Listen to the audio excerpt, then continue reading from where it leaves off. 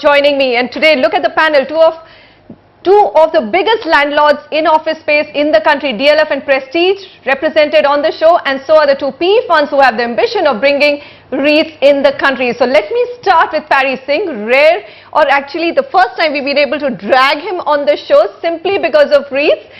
So look at the SEBI rules, Mr. Singh, and tell us, does this now give you the indication that between Singapore, Hong Kong and India, three markets that you were considering, you will go with REITs in India first? I think it's first point, lovely development, it's much needed. The first deal that Redford did in India was an office development alongside with their fund of Prestige in 2004. The building's taken as time takes in India.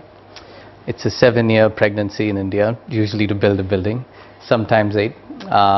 And now we have a park with Irfan that's almost 2.5 million square feet, just that building. We have a pretty nice collection of assets outside of that. Now there's a lot of things that make a REIT very successful in a country. Obviously, REIT is basically a tax. It's a taxation status, really. It's a tax pass-through. And we've been waiting for it for a long time. I think clarity is awaited, but it's much needed. It'll help drive the demand for commercial assets.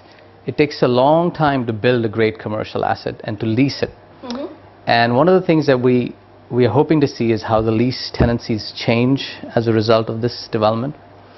But we're excited. Will it change? We've been fussy from day one. We look for longer tenure of leases. You'll see that as every asset that we've been involved in as an investor. We've always looked for lease terms over a smaller lease term period. So we haven't done typical leases, but they were designed for REITs. All right. So remember, Redford is an institutional-only investor. So we run several, more than several $1 billion. We have a lot of commercial real estate. We don't really talk about the amount and size. We need you more often on the show to start talking about them. But